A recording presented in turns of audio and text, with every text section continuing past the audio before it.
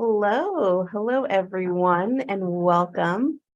Thank you so much for joining us today in our latest edition of our 49er Industry Chats. So I'm going to wait a couple seconds, let folks continue to filter in. And as always, please enjoy this wonderful introductory slide and get excited for our chat today. Awesome. Well, so my name is Jenna Quinn, and it is my pleasure as the Assistant Director of Alumni Engagement to welcome you all to this 49er Industry Chat. Before we start, I just have a couple of housekeeping items. We just need to let everyone know that this session is being recorded, and so what that means for you is that it's going to be available on demand at our website at www.csulb.edu/alumni. For you to go ahead and view again, send it to a colleague, send it to a friend, anyone who you might think would be interested. And so since this is a webinar format, we encourage y'all to use the Q&A box if you're here with us live to submit your questions for our guest speaker. And you don't have to wait until the end of the chat. If something pops into your head, go ahead and plop it into that Q&A. And so with that, I am happy to welcome our moderator today, which is Susan Jacobs. Hi, Susan. Hi, Jenna. Thank you. Susan is a member of our University Relations and Development team. She's the Director of Content Development for Strategic Communications. She joined the Beach in 2019, coming from a background in journalism. And she currently serves on the President's Equity and Change Commission. So thank you so much, Susan, for joining us today. I'm thrilled to be here. Thank you. And I am thrilled to welcome our guest speaker this afternoon. Her name is TeNita Ballard, as you can see, and she is a 2006 graduate of the Beach, Go Beach. TeNita is a dedicated and passionate diversity and inclusion leader with over 18 years of experience advising C-level executives on strategic human resources, sponsorship, customer risk, and project planning. Her corporate experience includes working for companies such as Intel, AT&T, DirecTV, and Coca-Cola. Currently, TeNita is an adjunct professor at the University of Southern California, a coach, and a speaker. She empowers professionals and organizations with the tools they need to advocate for themselves, to prevent burnout, to walk in their purpose, and to live a life of abundance. So I welcome TeNita Ballard. Thank you so much, Susan. I'm super excited to be here. Wonderful. So first off, we'll just start with a little bit of background. So please tell us about your experiences and what led you to the Beach. Experience and what led me to the Beach. So basically, I grew up in the inner city. I grew up in Watts, California, and my mother, when I think back at a young age, I always knew that I was going to college. Like both my parents, my mother has her AA, my father has his AA, and my mom just started to instill school at a young age. And so I thought I was going to go get my AA. I didn't really strive for like Cal State or like a university level, but I was actually going to go to Dominguez. And so I did Summer Bridge at Long Beach and fell in love. And so falling in love with Summer Bridge, I was able to get in that program and start Cal State Long Beach in 2000. And you can see by graduating in 06, I did not want to leave. I loved Long Beach State. Like I got another minor and I was just trying to stay. I did not want to grow up. So that's how I got to Long Beach. Oh, that's beautiful. So I'm curious about your student experience here at the Beach. What was it that you loved so much about it, and what activities were you involved in? I think first it was the camaraderie that was built. So in Summer Bridge, I believed we lived on campus for 1 year. not 1 year, sorry, 1 week or a couple of weeks, but I just remember it being a short amount of time in the summertime. This was my first time leaving home for that amount of time. Mind you, Watts to Long Beach is like a 30, 45-minute drive. I remember crying because I missed my mother. I wanted to go home and see her, but it allowed me to be with my peers. It allowed me to give me a sense of freedom. Mind you, my mom and dad had us in extracurricular activities. I was the only girl on an all basketball boys team. I did gymnastics, I danced. So we traveled with school, but I think this getting away with our cohort in the summertime, being with peers, different backgrounds, and it just started my experience where I'm like, I want to be here. These are my friends and these are my people. Wonderful. What kind of experiences did you have with some of your professors in your classes? So for me, when it was the introduction to Black Studies, I fell in love with it because growing up in the inner city and going to magnet schools, this was my first time at Cal State where I was actually learning about African American studies. And it blew my mind and I just wanted more. So my degree was in psychology. So undergrad was psychology. And then I was just any way that I could get like Black study classes. It just made me feel like more connected to like my people and just understanding. I guess, honestly, it was laying the groundwork for the work that I do now. So. So would you say that that was where the you caught the spark to lead into your profession today? No. No. Sparks were earlier, but this was, oh, okay. Yeah, exactly. Wonderful. Cool. So I'm curious about what else made you want to go into your particular field? Okay, so recent years, I was asked the question, when were we first introduced to like diversity? Mm-hmm. And I had to think back. So growing up in Los Angeles, my mother would send me to Alabama in the summertime to go stay with my grandmother. Mm-hmm. And so growing up in Los Angeles, we had different perks and different freedoms from down south. So my grandmother was a maid for multiple white families, and she would clean their homes. She would bring me with her. As a kid, I didn't understand the depth of what she did. I just wanted to be with my grandmother and I wanted to help her. So when she was washing the windows, I wanted to wash the windows. And she would not let me help her. She was like, read a book, watch TV. And I just didn't understand. And it's a funny lesson and it's about food because I also call myself a seasonal chef because I cook really well and I provide meals for people. But I remember her, and I'm a kid standing right next to her. She's in the homes, she's making potato salad one way. We go to the grocery store and now it's Sunday, she's making potato salad for our family. And I'm like, but Granny, you're making the same thing and you're making it 2 different ways. Mm-hmm. And she was like, this is how they eat their food, this is how they prefer it, and this is how we prefer it. A little seed that was dropped. Mm-hmm. Me going to Alabama and my uncle saying we can't go on those sides of the tracks. As a kid, they were just talking and I was taking the lessons. But years later, when I found out advocating for people, being in diversity and inclusion, I was like, wow, they were teaching me the differences that diversity, equity, and inclusion. Mm-hmm. So that was early when I could start to think about early. Wow. And then when you came to the beach, everything kind of fell into place with knowing this is the direction you were going to take. Where Summer Bridge, very diverse. Yeah. Now, when school starts at Long Beach, it was far in between to find the people of color. Mm-hmm. So it was a predominantly white school, especially at that time. Like, of course, they had people of color, but that was getting me prepared for corporate America. When in different scenarios, different organizations, when I was the only. Mm-hmm. So all of these little things, growing up in the inner city, being shipped to magnet schools. So at school, I was the Black girl. I was too Black. Or at home, she's trying to be white or she's too proper. So I never really fit in with either. So I was just to myself. But all of those little lessons, now I can see how they're full circle, how I can advocate for others. And navigating all those different spaces in the way that you had started as a child, navigating all those different spaces and being able to essentially speak different languages, right? Depending on where you are and dealing with different people. And I like to say that I've been in diversity and inclusion before diversity and inclusion was a thing. I started corporate America while I was at Long Beach State. I was an intern at Coca-Cola, HR. So early intern, 1920, working in corporate America.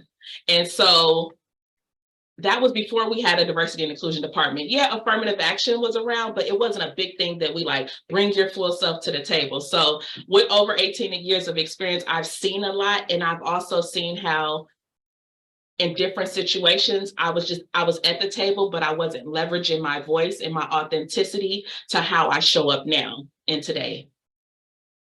How would you guide people to be able to leverage their voice and show up at the table and be their authentic self?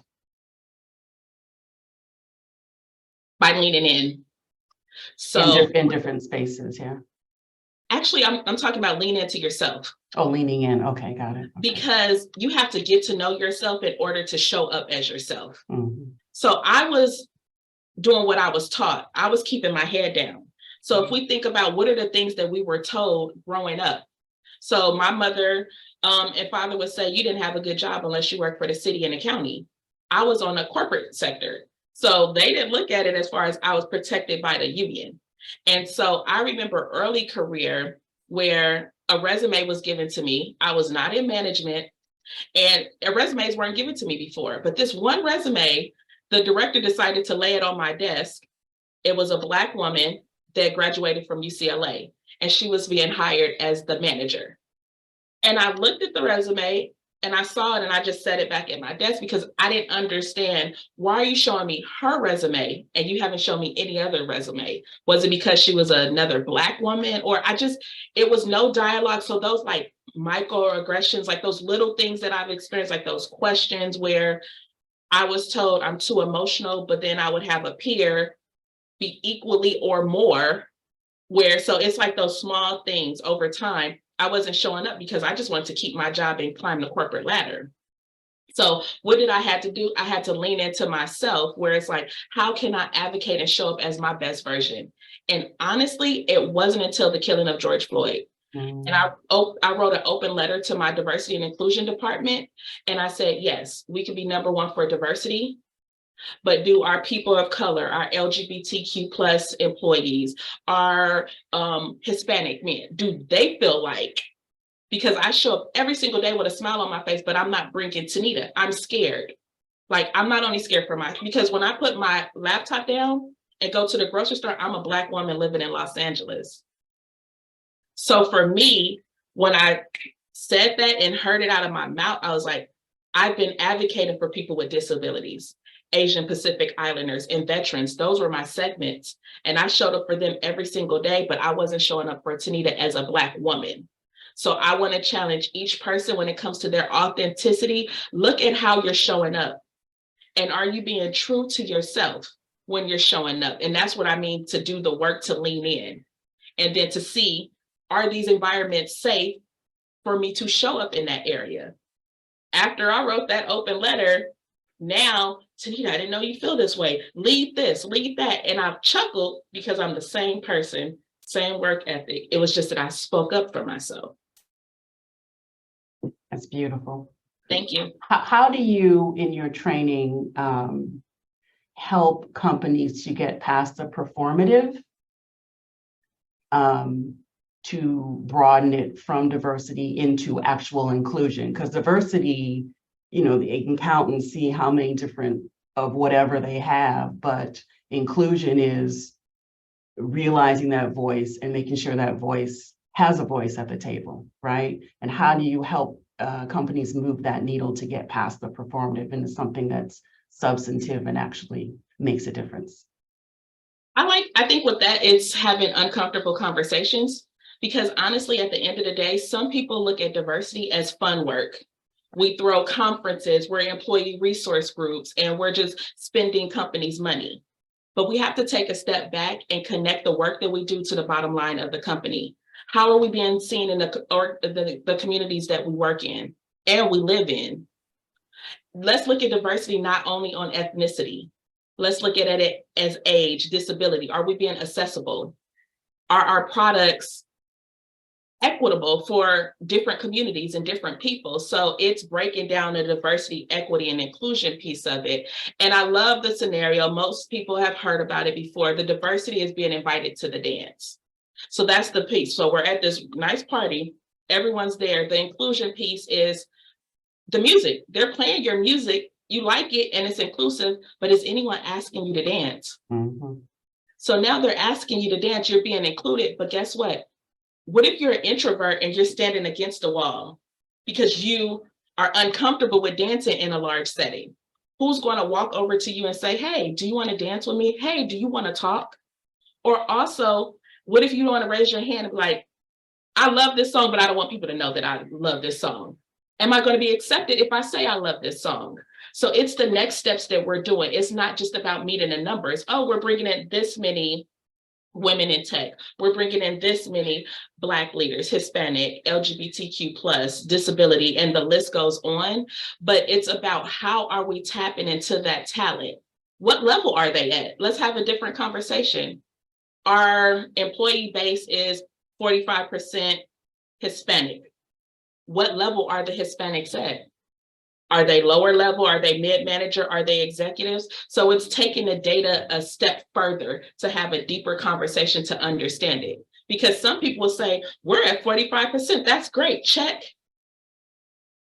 Okay, let's look at that 45%. What industry are they in? What level are they in? That's a whole nother conversation. How do we get the people mid-level to senior level?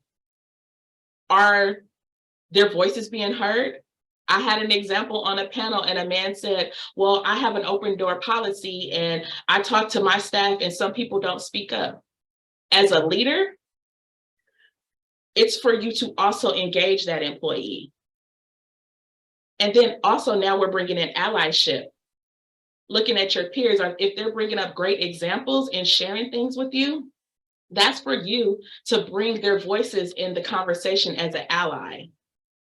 Susan had a great idea that she brought up last week, and I just wanted to, and also talk to Susan and say, Susan, is it okay for me to bring this example up? Because you don't want to put Susan on the spot when Susan's like, I'm an introvert, Right.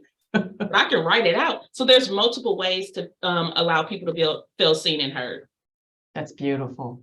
I'm curious, what does a typical day look like as a diversity and inclusion leader? Or is there no typical? What was a typical day look like? There is no typical. Ever changing. And the work that we do, we're also in the climate of the real world. Mm-hmm. So when something is happening and affecting people, sometimes we need to have a space so we can acknowledge how people are feeling. There's been a lot of burnout for diversity leaders, especially diversity leaders of color.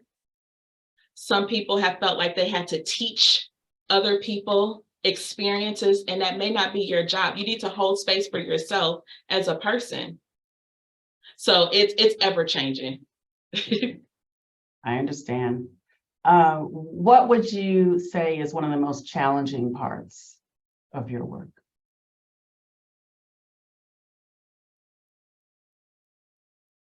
Having those difficult conversations.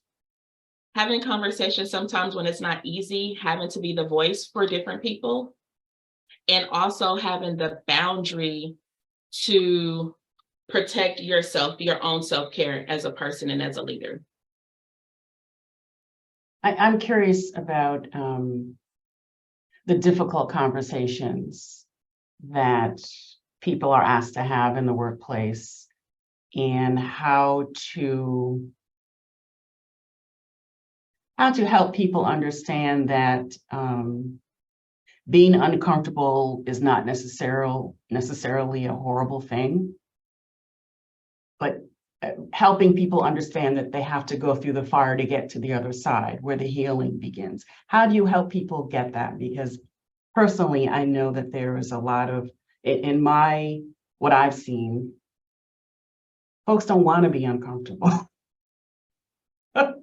They don't want to go there. How do we help people to understand that it's a necessary part of the process?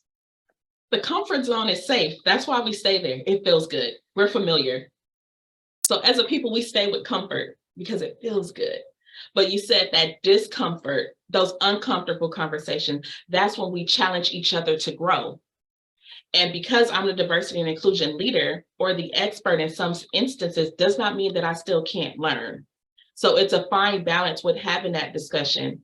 active learning, active listening.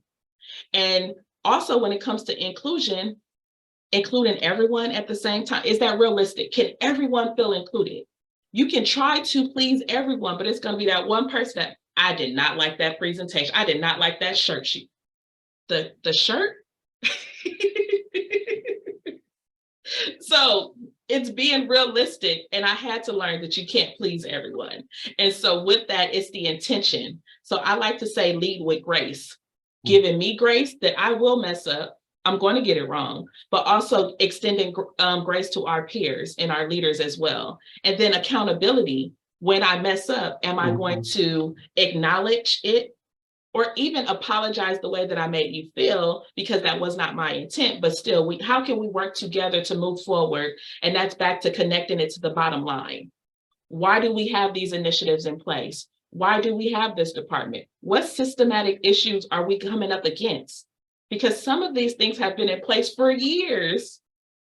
And over the past couple of years, now it's like chief diversity officers, diversity inclusion departments, heads of this, heads of that. A lot of those were new roles. So that's uncomfortable conversation, because some people felt like, okay, well, if I don't qualify in these groups, then I'm being excluded.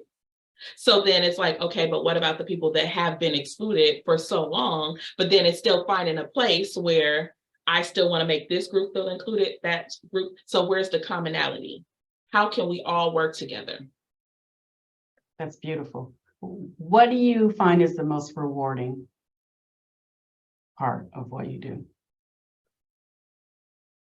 When I had to look at the commonality of who I am, my commonality is service. So serving in my church, serving in my sorority, feeding the community, advocating for different communities. When I looked around and I said, okay, service, the work that I do, it makes sense. But within that, and I see a question, how do you deal with burnout? I had to include myself in that to make sure that I was also serving myself.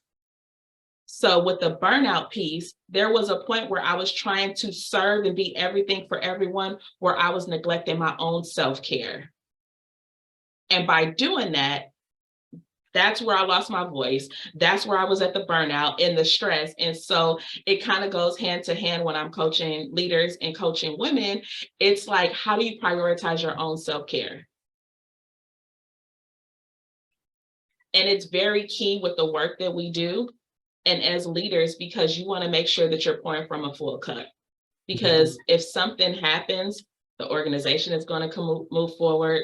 The community is going to move forward. So you need to make sure that you're actually taking the time that you need for yourself. How has the COVID pandemic impacted your field? Good and bad. Pre-pandemic, I was able to go to the conferences, eat, learn, work side by side within the communities that I was advocating for. I love to use the example with the API, Asian Pacific Islander. There is an organization that I love, OCA. I would go to their conferences, and it's for Asian Pacific Islanders. And I was eating their food. I was learning history, and I was learning about like their railroads and just different things that they went through as a people, and the jobs that they had that necessarily other people didn't want. For me as a Black woman sitting in there and learning, I said, wow, look how many similarities that their culture have with my culture. So as a leader advocating for them, I was able to advocate at another level, because now I'm learning with them, and I'm like, whoa, I'm making connections with their world and my world. So now, pandemic, we're not able to talk and fellowship in that way. So I personally miss the people piece. Sometimes emails can be misread, sometimes body language, but if you know me and we've had conversation, that personal layer can be removed. So that's one of the things. Have you found any positives that came out of COVID? Positive is a larger reach. So now I can have global conversations. In the pandemic, I had a global role, and the conversations, if I'm meeting in the morning, I can have a conversation with people in the other part of the world. So I was able to have greater influence. bring more people together. Of course, the like Zoom fatigue in the beginning, everyone was over it. Like, I don't want to do another Zoom. I don't want to be on camera. Like, it was a lot. And so for me, I think it was just an opportunity to have a greater reach and talking to like more people globally versus being in the same location with everyone showing up and in person. So I think that was good. Let's see. Challenging part. How important is mentorship in your field? I think mentorship is very important. I don't believe I would be where I'm at without it. One person I love to speak whenever I'm on stage, I mention her name often, but it's because she has such a large impact on my career, and her name is Cent Marshall. So when I was at DirecTV, I didn't see a lot of senior Black women at that level. And so when AT&T bought DirecTV, and when she walked in the room and commanded so much energy and love, like being just a great leader, she made every single person feel like when she interacted with you, you felt like she knew your name and she knew your story. And for me, growing up in corporate America, I did not see Black women with that power. And the way that she used it was so graceful. Like, it wasn't strong, typical things that you hear about leaders, but I just was in awe of her. And so later I was hired in her department. So she was my chief diversity officer. She was my leader. I had time to have conversations and different things with her. But I remember one specific example. She was based in Texas and I was working in El Segundo. So she had a panel and it was executives on this panel. I was the only manager on that panel and she wanted me to present. And I was so nervous and I was like, what am I going to say? What do you want me to present? And she's like, TeNita, you know the work you do, right? Like, what are you doing? What could you discuss? And I talked about, she's like, that's what I want you to do. Be yourself, bring that. She gave me the opportunity. She gave me the visibility to be on that panel. She gave me the encouragement. So opportunities later when I'm presenting, she's given me other examples that I have used year over year. And it's just being able to walk with her and to see how she not only poured into me, how she poured into others. So then it goes back to the work that I do when we have access to different things. What schools are we going into? What communities are we going back into and pouring? So then when I see younger people, children in the inner city look up to me and they're like, oh, she does this and she's showing, and I'm like, oh, like representation matters. So it's just, what are we doing? Who are we bringing with us? How are we reaching back? Yeah, that's huge. Does she know how important she is to you? She does. I think she does. Like so now she's moved on. She's the first Black CEO of basketball team Dallas Mavericks. And so we don't talk often because she's really busy. But when she's in LA, if she has something and we connect, she know I'm gonna be there. Like, I drop because it's just to be around someone at that level and just to see how she leads, see the woman that she is and how she brings people with her. Like, she just has touched so many people's life, the way she gives back. And it's just so, yeah, I think she knows that. Yeah. That's beautiful. What advice do you have for 49ers interested in entering your field? Water break, 1 second. It's okay. Advice would be, it may not make sense now, the things that you've been through, the places that you've been, the classes that you're studying, the relationships that you're making, good and bad, but it's a beautiful thing with life, because there will be a point where there'll be a full circle moment. When I didn't realize me going to Alabama as a kid with my grandmother was laying the seeds for the work that I'm doing now. Me going to Summer Bridge at Long Beach, graduating from Cal State Long Beach, being an intern in Coca-Cola while going to school. And all those little things were seeds that were being planted and they were being watered. And now I can see I can see how it's played out in my life with different scenarios. So I can pull from different stories. I remember when I didn't have the confidence to speak because I felt like I was from the hood, I was from the inner city, showing up with natural hair, embracing my gray. Like there's so many things that have played to show up as authentically being myself. So even if I stumble, I know that people stumble. You don't have to be perfect. So I had to remove that perfectionism. So I would just say, give yourself grace and continue to plant those seeds and just water them over time. Beautiful. And make connections. Your network is very important. You know, it is. I don't think people realize that everything that they go through matters, and it will come back to serve you in some way, shape, or form, even though in the middle of it, you have no idea why you're in the middle of it. But then it shows itself. That's great. So, TeNita, are there any final thoughts or observations or words of wisdom that you'd like to share for the fellow 49ers who are listening? So I like to look at this concept. If I can go back, I'm 41 years old. If I can go back and talk to 18-year-old TeNita, what would I tell her? And so take this feedback for the 49ers that are in school now. You may not be 18, whatever level you're at. Dream. Whatever you want to do, if it's something new, if you're the first, if you're the only, dream. I did not have access to the things that you guys have access now. We had encyclopedias. So if we wanted to know something, we had to look it up in an encyclopedia. Like that phone, like the access that you have, internet, social media, connecting, starting businesses and organizations, the philanthropy, like the list goes on. If you have a passion about something, spend some time today to see how you can fuel your passion and to show up as your best self. It's okay to be awkward. It's okay to show up in who you are. Like your people will find you and you're the solution to someone's problem. So I would go back to young TeNita and tell her to like live your life like fully, do it, jump off that lid, like do it now, like start it, that idea, whatever it is, go for it. That's awesome. I'm sorry, there are a few questions in the chat, if you wouldn't mind. I will ask, okay.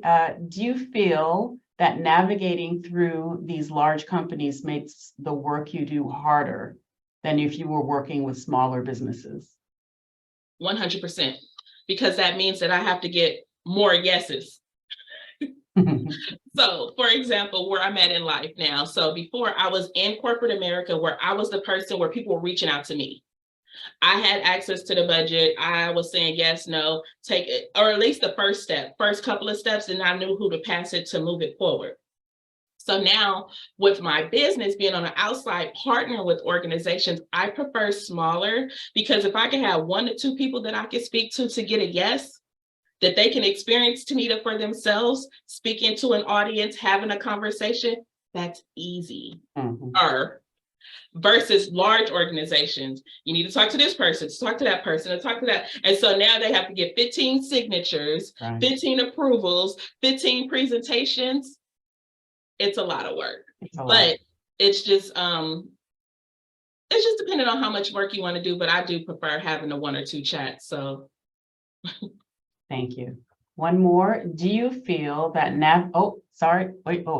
do you think the corporate DEI industry will be growing? Is this type of work in danger during a recession? So it's mixed feelings. It just depends on where the budget comes from. So budgets are being cut all over. There's been a lot of different layoffs in the tech industry. So I just feel like it's an opportunity for people to maybe start their own organizations and consult, because the work is needed. And it's just how we position ourselves as diversity leaders and consultants. So for example, if your role is no longer needed, or if the budget has been cut within your organization, maybe you can work with that organization as a consultant, and it may be less money for the organization because they don't have to pay for your benefits and different things. So now the work still needs to be done, but it's how you're pitching yourself and showing your value. So are you reporting into HR? Are you reporting like, who are you reporting to at what level of the business? So it just varies. I just feel like within the economy that we live in, things are always ever changing, but there's still a lot of work that needs to be done when it's diversity and inclusion. And I like to always bring up the idea, it's not like a one and done. We met our numbers. Yes, we're getting the promotion rates. Yes, if you move on, eventually they're going to go back down if we're not continuing to grow and build everyone in long-term plans, because it could be working right now. So how is it going to be in the next 3 years? So it's how you communicate that and show the value. Can you share a bit more about your current role as a consultant? How did you get into that? And what are some of your favorite current projects? Okay, long story short. So for myself, it's doing the work that I've been doing for years. So I've started employee resource groups, DirecTV, AT&T, led them, multiple hundreds of people. At DirecTV, we were funded out of HR, so we had larger budgets. AT&T, they were 501c3, so they were nonprofits. And so working on both sides of the employee resource groups, I saw the importance of how to advocate, like letting your employees have a voice. And let them have a voice. They're leading the employee resource groups. We're going out into the community. We're talking to the leaders. So it's kind of like being a voice for the people in your community, which is great. But those are the roles that I had. And so I had the cushion of able to do the work, working for the corporation, having the money. I started Intel within the pandemic, and fully pandemic, never went into office, only met one employee, and I met her because she lived in LA. I live in LA, so we met up. And so 2 years for my personality type, not going into office, not meeting people, that was very hard. And unfortunately, but fortunately, I was laid off in February of this year. And honestly, I took it as rejection in the beginning, but then I had to look at it as redirection. Because last year, going back to the pandemic, I started a meal prep business, seasoned to a T. It gave me an opportunity to actually provide meals for the elderly community, homeless community. Mind you, going back to my grandmother cooking years ago and me being with her, and both of my grandmothers at that time recently passed away, having a conversation with a friend, he's like, why don't you just start like a meal prep, like Meals on Wheels? It allowed me to pay homage to my grandmothers because they both were great cooks. So I started that in the pandemic, feeding the community, working full time. And I said, oh, this is too much. I love to cook, but I don't want a restaurant. But my tagline of Seasoned to a T is I bring comfort to the strong friend by feeding them physically and spiritually. So the physical piece was the food. The spiritual piece is when I was speaking and coaching them. I said the strong friend is because I was groomed to be the strong one. Oldest, younger brothers, advocating for them. I said before, I found that common thread. It came out of the pandemic in Seasoned to a T because I was serving everyone else, but I wasn't serving myself. Moving forward, don't want to cook anymore. I want to be a speaker and a coach. I'm already speaking because organizations are reaching to me all the time because of the organizations I work for, because of the work that I do. So all along, okay, you see the map behind me. I love to travel. And then if I was dreaming, I would love to travel the world and speak and get paid to do it. So with doing that, all of those steps, Seasoned to a T, physically, spiritually, okay, don't want to cook. And that's where it comes to dreaming again, getting out there, taking those steps. Well, I'm already speaking at work, but people are coming to me because of my organizations. Okay, now I'm building my speaking and coaching business last year, actually starting a business, getting out there, but then I had the comfort of corporate job, doing this on the side, and then being laid off. I was like, oh no, it's comfortable because that check was a good check. And it was comfortable. But then that redirection where I was like, but I prayed for this. I wanted to have that freedom, traveling, speaking, helping people at a greater impact. So with that, where I'm at currently, I just started a current fellowship and an executive fellowship, and it's a 1-year fellowship that's positioned to allow me to work for LA County. And so I'll be working with the CEO's office where I will have greater impact. And I just think timing is amazing because I wouldn't have been able to take this last year or a couple of years back. So this will allow me to sharpen my skills as an entrepreneur, bring my corporate experience, the diversity work that I'm doing. So that's where I'm at right now, big transition, but having opportunities like this to give back, speak at the school I graduated from, touching people, still speaking and consulting individuals, organizations. So that's how I got there. And this is where I'm at now. That's a great story. And I said long story short, Beautiful this was kind story. of long, but I wanted it to make sense. And actually, TeNita, that's a perfect segue to another question that we have in the chat about your involvement in other organizations outside of work. Could you tell us a little bit more about what else you're doing out there? You're busy. I am. So an organization that I was a part of, I did 2018, is Law Pi, and it's the Los Angeles African American Women in Public Policy Institute. And we would have our sessions at USC. And so learning about public policy, back to dreaming, growing up in Watts, I was like, I want to be the mayor of Watts. Watts fall under LA County, so there's not a mayor of Watts, but being a kid, I didn't know, because I'm like, I want to help the community. I want to do this. And so I never pursued it. So years later, 2018, I was like, oh, this is how it works. And I'm like, still corporate job and doing all the things, kept growing, planting seeds. So then that's one. Delta Sigma Theta Sorority Incorporated. I am a member. So when we have events, when we're active, advocating for scholarships and helping people get into schools, and then community service, it's just like the work that I'm doing there, it's being fueled. So the seeds are being planted there. That's giving back the next generation. What else am I involved in? My church, feeding the community, serving there. I did not realize the importance of connections in the work that we do. I never thought I would have been a professor. I remember my mother's friend was like, TeNita, you should teach, you could do it on the side. Had no interest, did not want to do it. A couple of months back, someone that I worked with at DirecTV, a vice president there, we still kept in contact, LinkedIn and different things. She sent me a note, TeNita, I have the perfect opportunity for you. I think you should apply for it. I took the course. I teach at USC, and I think you should do it. It's a diversity and inclusion class. I could teach that with my eyes closed. The material is created. All I'm doing is facilitating. I don't have to grade papers, and now I'm an adjunct professor at USC. That's a win on top of a win on top of a win. Wait, you don't have to grade papers? Wait, what? And I don't have to create the material. Our cohort, the material is created for us. Wow. We meet as professors every week to go over the curriculum, see if it makes sense, and we're building it and like sharing, but I don't have to come up with the curriculum every week. I'm facilitating. So you moderating, I'll moderate my session every week for school. Wow, that's beautiful. But the power of network. Right. Showing up years ago, DirecTV was like two organizations back.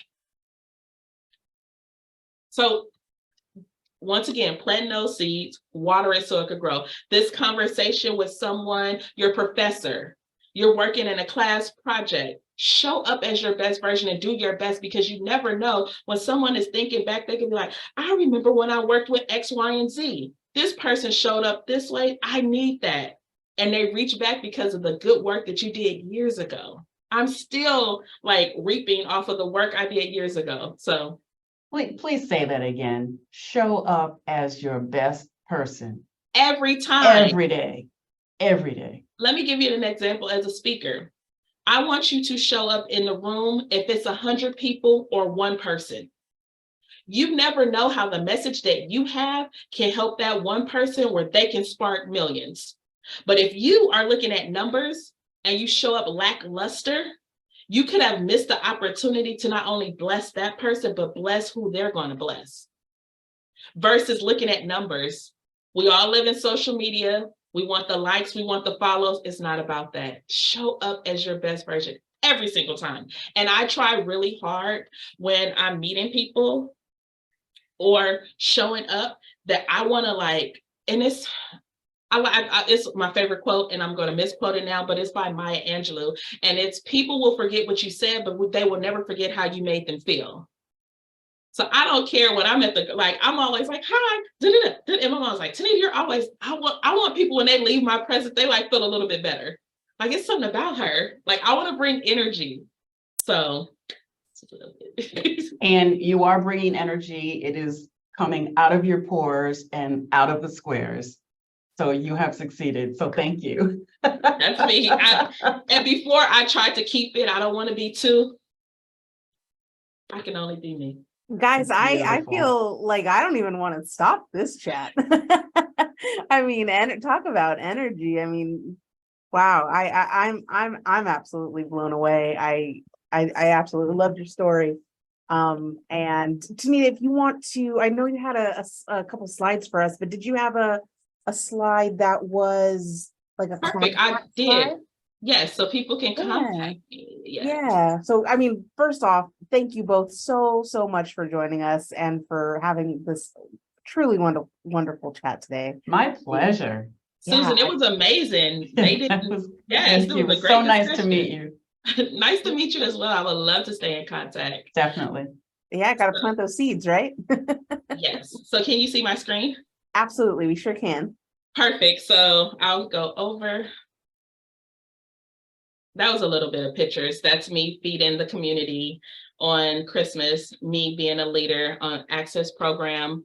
At the actual OCA event I was talking about, we were talking about accessibility for that community. I love to travel, so if it's anything with water, you can see the map behind me. I tend to be in water locations, but this is my thank you. So this is a QR code. You can scan that and you will have access to get on my calendar. And I'm giving complimentary calls where I can talk to you and see how we can possibly work. It's a free session and working with you individually or your organization. So I would love to connect. Those are my handles. So I just wanted to share that. Awesome. Thank you so much. I mean, we also asked people, how can people get in touch with you? And I don't think anyone's quite given us this much access. So be prepared. I feel like you're probably going to get quite a few pings of students and recent alumni and people who want to chat with you. But thank you both so much. I think that this was a truly wonderful chat, and I can't thank you enough for sharing your story with us today. Thank you so much for having me. Nice meeting you, TeNita. It was awesome. Thank everyone here TeNita. for so much for showing up as well. And TeNita and Susan, if you could stay back just while we say goodbye to everybody. Thanks, guys, for joining us.